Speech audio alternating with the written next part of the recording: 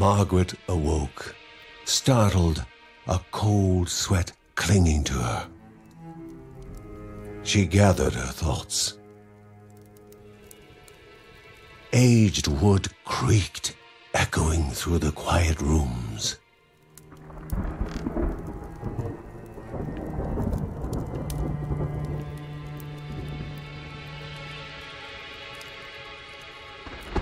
Near the house stood a shrine to Rhea Dana, goddess and daughter of the land, of Rhea and a being of comfort.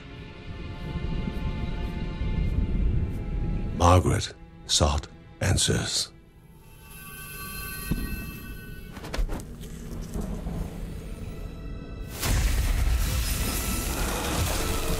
But the goddess did not speak.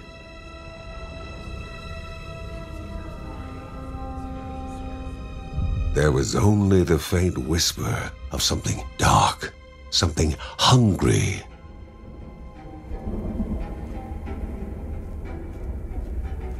The old seer's bones felt the weight of their age as she climbed.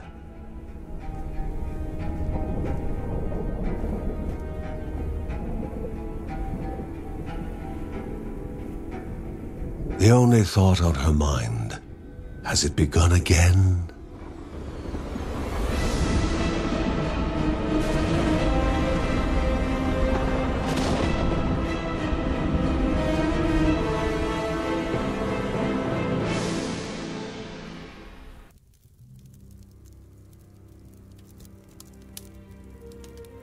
John's mission would be a simple one. He was to investigate Rhea's greatest shrine. His mother presented him with a fresh divinity shard.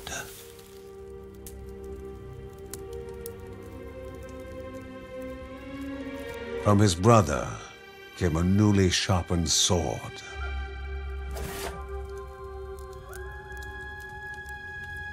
His wife gave him a kiss, and his daughter's hugs were full of reason to return home safe.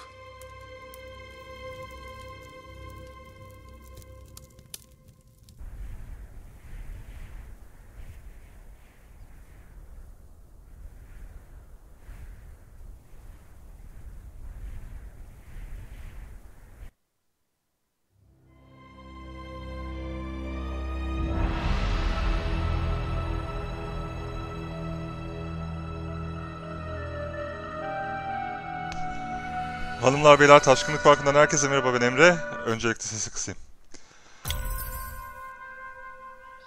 Çok yüksek. Özellikle anlatıcının sesi. O çok kısık oldu. Children of Morta'ya bakıyoruz bugün. Oyun henüz çıkmadı ben bunu çektiğim sırada, ama siz bunu izlediğiniz anda ambargo kalkmış olacak ve muhtemelen oyun ya çıkmış ya da bir sonraki gün çıkacak olacak. Mortanın Evlatları isimli oyundayız. 11-bit Studios tarafından geliştirilen bir oyun. O adamların yaptığı herhangi bir şeyin kötü olduğuna şahit olmadım. Bunun da iyi bir oyun olduğunu umuyorum. Açıkçası daha önce izlemedim, oynamadım. Bir ara demosu, beta halindeyken demosu vardı. Ya çoktan unutulmuş topraklar. Altyazıları okumayacağım çünkü eleman zaten gayet güzel bir sesle okuyor. Ve Türkçe altyazımız var. Okuyabilirsiniz. It first appeared as sludge given life, slithering creatures, small and vile. Evet. Şu arkadaşları halledelim. Bu adamların yaptığı herhangi bir oyunun kötü olduğuna şahit olmadım demiştim. This War of Mine olsun, Frostpunk olsun. Birçok oyunu oynadık zaten bu adamların. Sağ olsunlar bu oyunda çıkmadan ulaştırdılar bana. Ve hakkında çok fazla olumlu eleştiri duydum oyunun. Kendim görmek istedim oynayıp. O yüzden herhangi bir yerden izlemedim. Bakacağız şimdi. Nasılmış, nasıl şeyler varmış karşımıza, neler çıkacak. Dash özelliğimiz varmış. Tamam.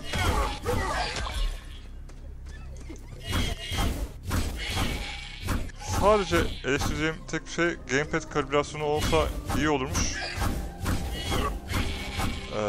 Zira benim gamepad'in analoglarından sağ analoğa bir kere bastığım zaman, şimdi yapmaya tuttu, kendi kendine yürümeye devam ediyor.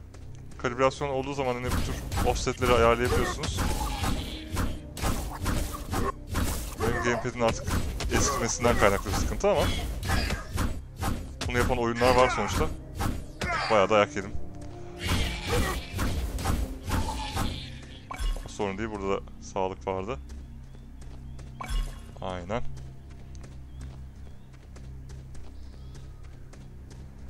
Bir ailenin evinde başladık oyuna zaten. Biz de ailenin bir ferdiyiz. A wall, impeding further progress. A battle was certain. Tamam. Kalkanla savuşturabiliyoruz saldırıları.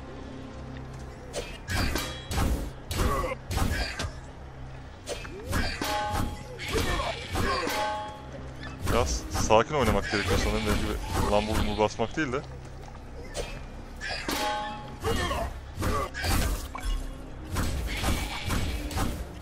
Evet, bu arkadaşları da hallettiğimize göre devam edebiliriz.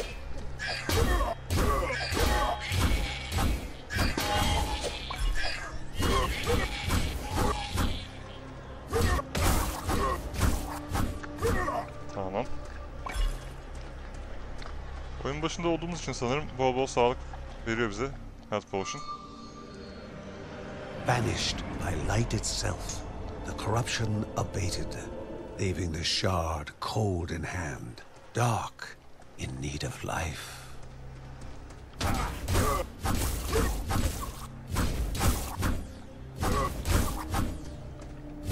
Bu adamlar oyun yapmayı biliyor ya.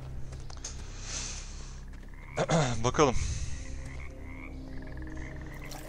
Büyük sandıkları açmak için cevher taşı gerekir. Cevher taşları bu hayvanın cesedi gibi farklı noktalardan bulunabilir. Arada böyle cevher taşları bulmamız gerekecek demek ki.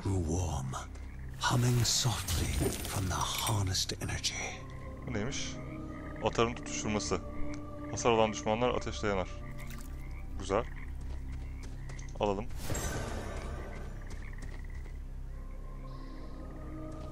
Peki bu bende kalıcı olarak duracak mı? Herhalde duracaktır. Buna bir şey yapabiliyor muyuz? Yapamıyoruz. Bir heykel. Before him was now one more dangerous than those that came before. Boss'la karşılaştık sanırım. Şu noktada.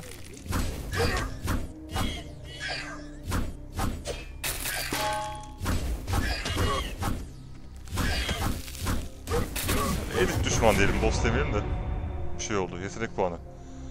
Düşman öldükçe tecrübe puanı kazanırsın. Tamam.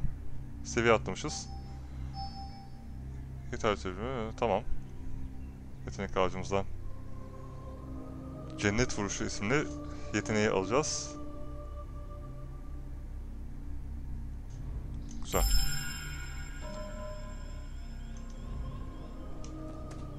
Sağlığımızı alalım, devam edelim. Bir alan saldırısı yeteneğimiz eklendi. Anladığım kadarıyla. Mesela deneyelim bunların üzerinde. Ki oyunda benden bunu istedi. Cooldown'u var. Dolmasını bekleyelim. 1-0. Güzel. Güzel, bayağı etkiliymiş. Bunun seviyesi artırılabilir. Burada var düşmanlar. Inherently violent and ill-bathed, the goblins were an unfocused but constant threat. Adam kim çıkmadı?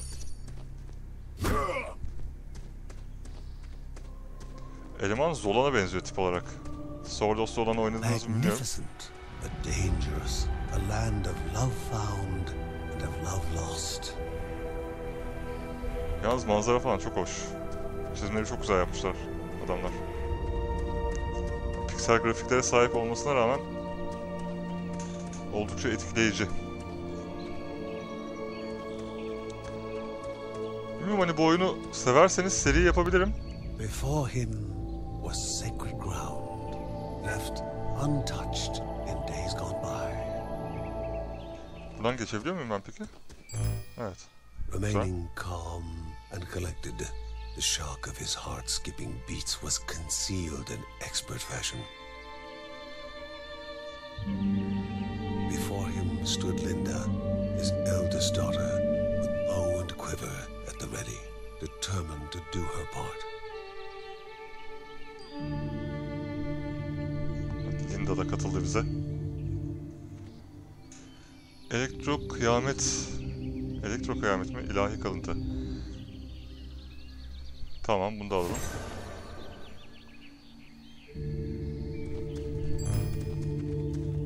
Bunu da deneriz. Yeni bir yetenek daha. Mesela basalım şimdi. Oo, bayağı iyiymiş.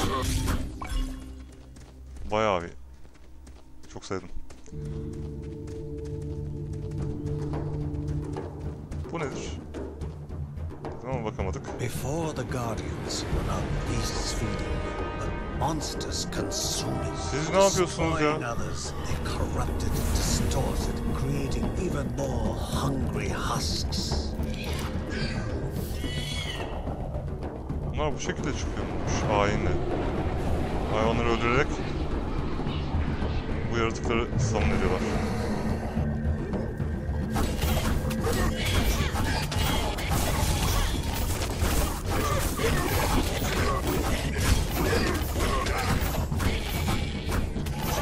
Sağlığı al, bunu da al.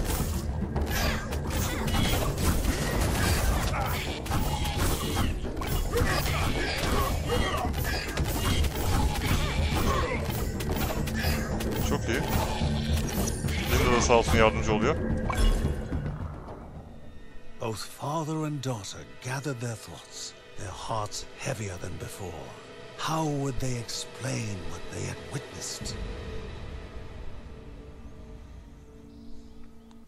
Bir ağacı kestikleri kovuğun üzerine hayvanları atarak büyü yapıyorlar The ve ancient tree had been cut down.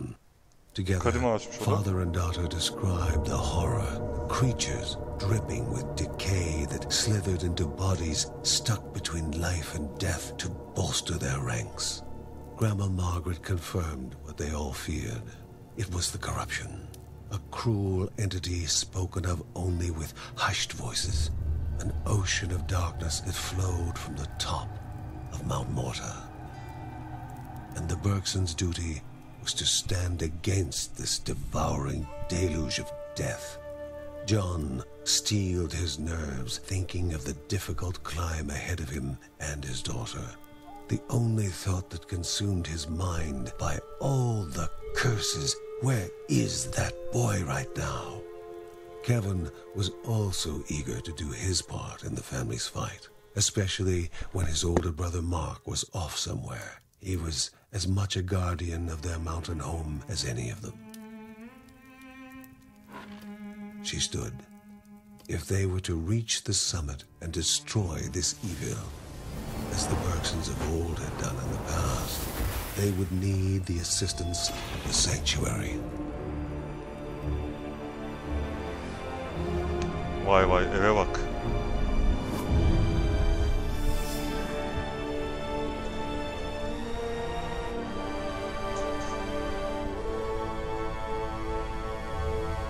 Given to the Bergsons by Rhea herself, the sanctuary was a gateway to the mysterious lands around the mountain. Margaret pointed to the huge crystal at the center of the den, revealing their next task: to activate it and open the way to the source of the corruption. And once Rhea's 3 spirits are gathered on the grounds, the only gate to the top of Mount Morta will open in this chamber.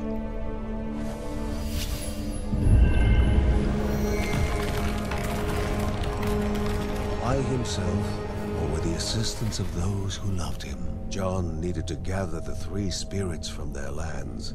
Without them, he would not be able to stem the flow of the corruption. Hiç sorun değil, hallederiz.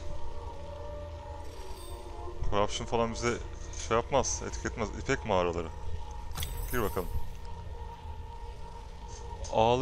Ağları zemini, duvarları ve tavanı kaplıyor. İpekten kastı muhtemelen örümcek ağı olabilir. Bu neymiş?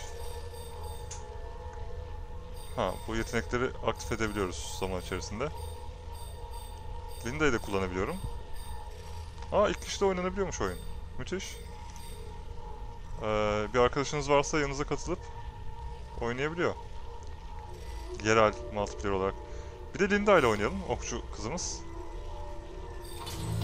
Onu da görmüş olalım. A celestial shard, chipped directly from the ancient crystal in the sanctuary. It would be the Bergsons' lifeline, a tether to pull them back home before death's fateful whisper.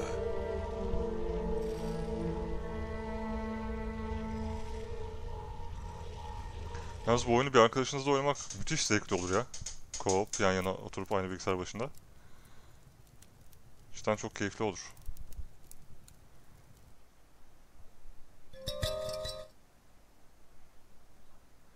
Yayını kullanarak dilinde düşmanları uzaktan indirir. Aynı anda nişan alıp ateş etmek için...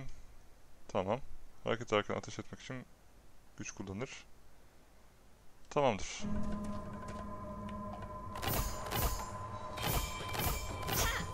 Hareket halindeyken bayağı bir stamina yiyoruz.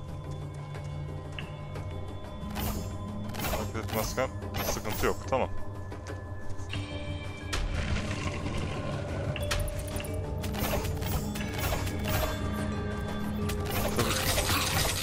Öbür yetenekler şeyde kaldı. Diğer adamda kaldı.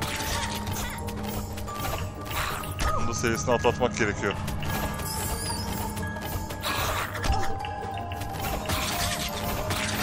Açıkçası biraz daha zor şimdilik. Para topladık. Para ne işimize yarayacak acaba?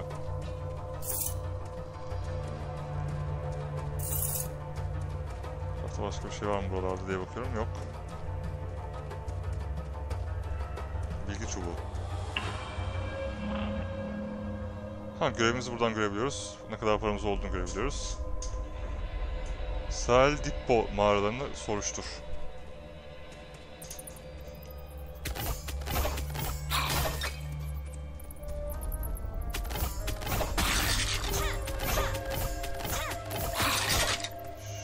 Hallet.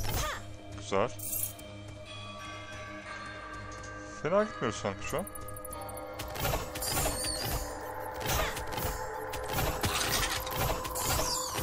Hareket halindeyken stamina'nın gitmesi bayağı sıkıntıymış bu arada. Neyse ki çabuk doluyor. Burada gidebileceğimiz bir yol var.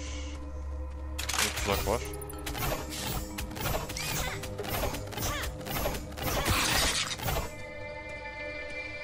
Aşağıda. Yine tuzaklı bir yol var. Onun üstünden muhtemelen koşarsak sıkıntı olmaz da durduğumuz zaman tahminen zarar verecektir bize. Yalnız şey çıkmadı hiç, sağlık çıkmadı. Sürekli para çıkıyor. Burada yol yok. Tamam, şöyle koşalım üstüne.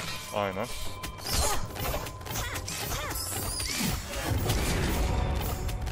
Evet, seviye atladık.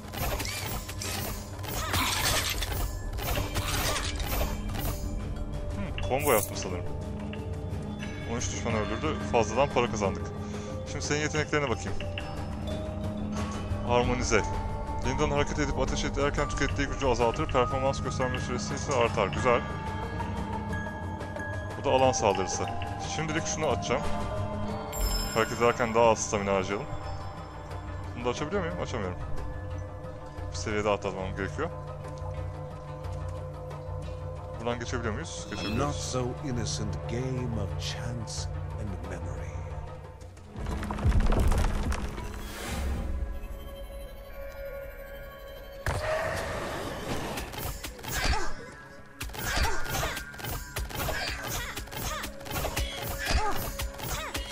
Hadi.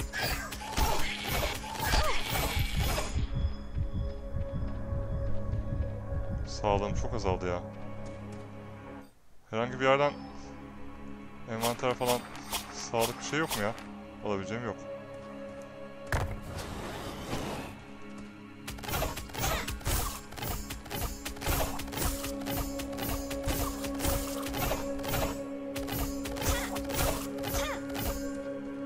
Sonra şuna bassak. Ha, yanlış şeye bastığım zaman sıkıntı oluyor. Önce 2'ye basacağız. Tamam. Ufak bir puzzle yerleştirmişler. 2, 1, 3, 4. Aynen.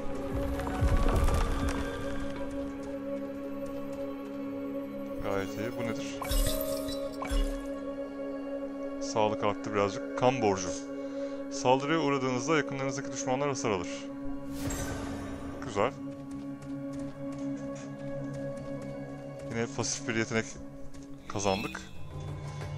Ama sağlık bulsam etraftan çok daha iyi olacak. Şunların üstünden çıkar mı?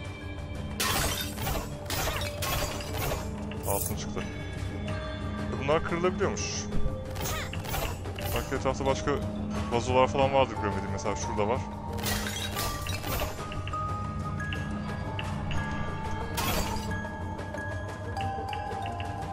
Sağlık çıkmıyor hiçbirinden.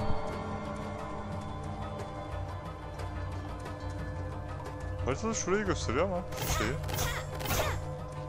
Ne işe yarıyor hiçbir fikrim yok.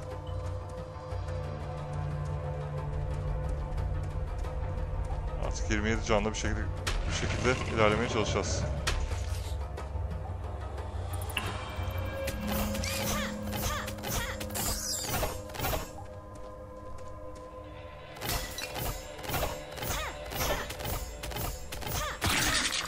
Bu da tamam.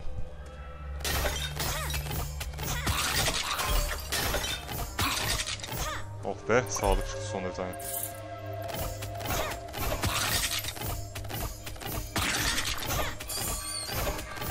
Biraz stamina bayağı verimli kullanılmaya başlandı.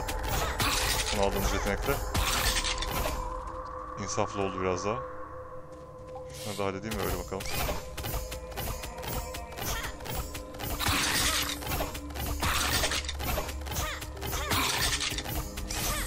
Evet. Arkadaşlar şuna bir bakamadım. Rahat bırakın beni. Bunlar sürekli oradan spawn oluyor galiba. Cevher taşı gerekiyor. Cevher taşı bulacağız bir yerlerden peki.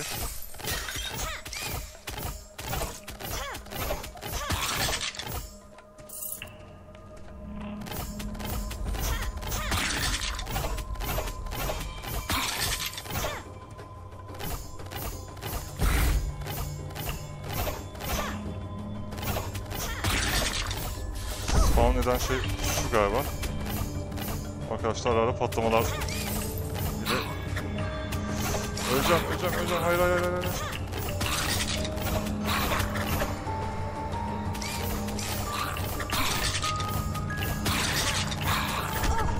Sıkıştım çok fena ya.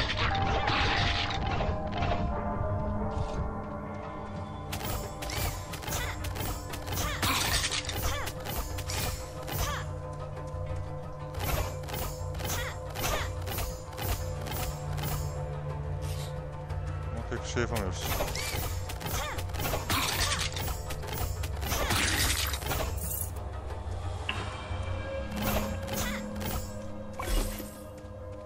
Sağlık güzel.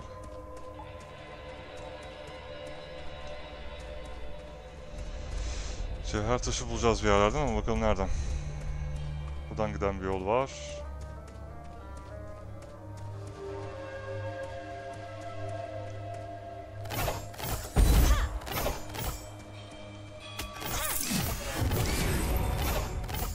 Puanı aldık. Canımız da arttı biraz. Bunu hemen şu yeteneği açacağım bu sefer. Alan saldırımız da olsun. Diğer eleman da vardı, iş görüyor. Fazla kalabalık oldukları zaman. Cevher taşı şu an için buradan çıkmadı. Şimdi patlatalım. Dolana kadar geçelim yanından. Kendine mi çekiyor? Ne yapıyor acaba? Merak ettim. Evet, tuzağa doğru çekmek için. Bir nevi mıknatıs.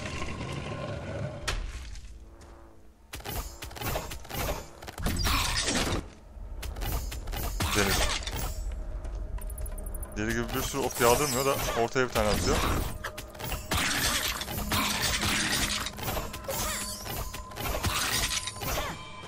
Çok hızlı bir saldırı değil. Güzel zamanda ayarlamak gerekiyor. Gibi.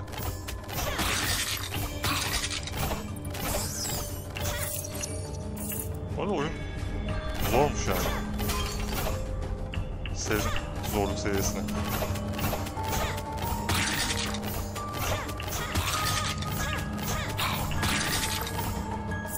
Daha ilk bölümlerde olduğumuzu düşünülürse tutorial geçtikten sonraki ilk bölümümüz. Bayağı sağlamlaşacak oyun belli. Bundan cevher taşı almamız gerekiyor. Ama dayak yemeden nasıl alacağız onu bilmiyorum.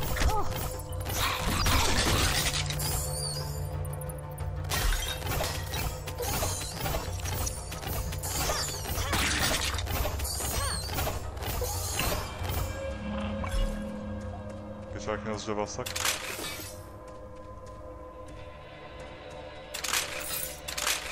Tamam. Sandık da burada var cevher taşıyla açılan. Tuzağa attım. Az daha basıyordum. Neyse. Geridekine gitmek istiyorum ben öncelikle. Bir tane daha bulursak bir yakındakine geri döneriz. Alamadım mı ben cevher taşını? Para mı çıktı sadece ondan? Cevher taşı yok muydu? Bir daha geçelim ben. Aynen. Yokmuş başka bir şey. 2 tane cevher taşına ihtiyacım var bu durumda benim şu an. Ben bir tanesini bile bulamadım henüz ama.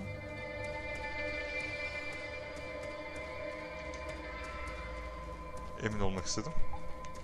Buradan yolumuz var.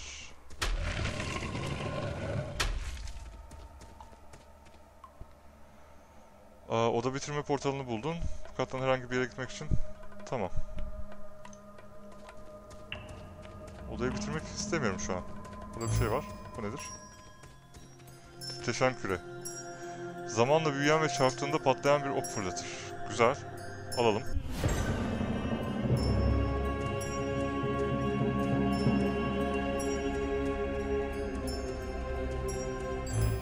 Ama benim bir yerlerden şey bulmam gerekmez mi ya?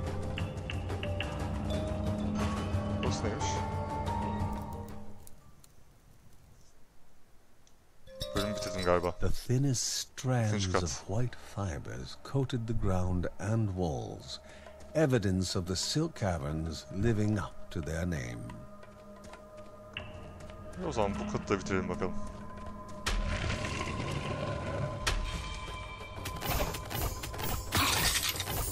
Bitirmeye çalışalım en azından.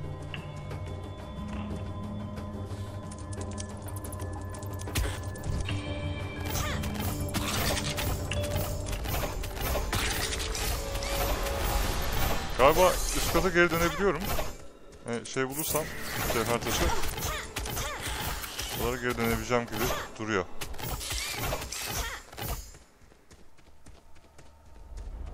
Tabii o kadar hayatta kalabilirsek. Boss geldi yahu. 2, 1, hadi. At şunu. İşe yaramadı. Çok fena sıkıştı.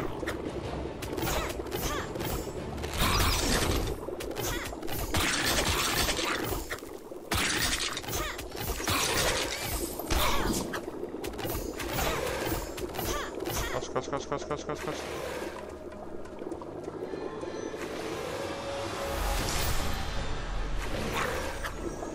The Bergson began to slip away, wondering if this was death. Ne oluyormuş önce? Geri dönüyoruz herhalde. Evet. Yani ilk oynayış için fena değil. O 12 dakika 22 saniye oynayabilmişiz. 166 düşmanı öldürdük. 110 tane mor topladık. O altınlar mor diye geçiyormuş galiba. Hiç cevher taşı bulamadık maalesef. 106 puanda iyileştirme sağladık. Mortanın evlatları bu şekilde ilk bakış videosunda böyle tamamlamış olalım. They gasped for air as the celestial shard brought them back. A sensation no hero could become accustomed to. En azından karakterler kalıcı olarak ölmüyor. As she heard John and Linda describe their foray, thoughts rushed through Margaret's head.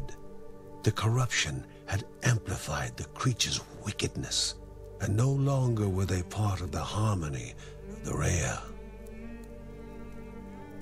With the new threats looming, Margaret asked Ben to prepare his workshop. He would have to take charge of enhancing the warrior family's weapons and armor.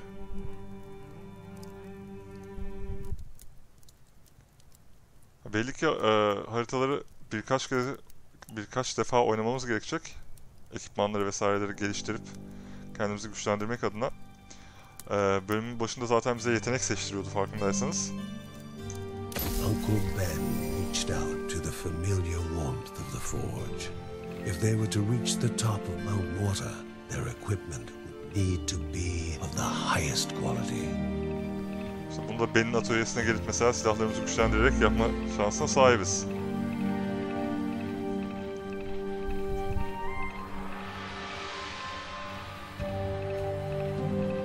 Genel özellikler, yeteneklerin açıklamaları yine sağda. Yetenekleri geliştir, bunu illa geliştirtiyor. O topladığımız paralar bunlara yarıyormuş demek ki.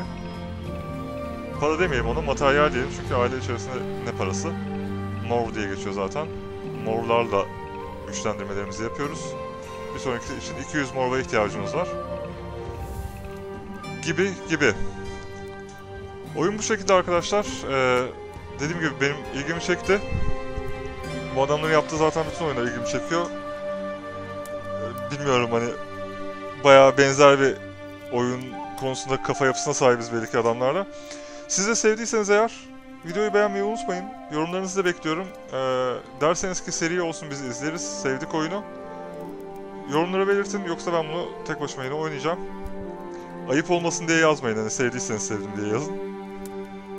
İzleneceğini bilerek çekeyim. Yoksa hani başka oyunlar yine tabii ki kanala gelecek. Teşekkürler izlediğiniz için. Başka videoda tekrar görüşürüz. O zamana kadar kendinize çok iyi bakın ve hoşça kalın.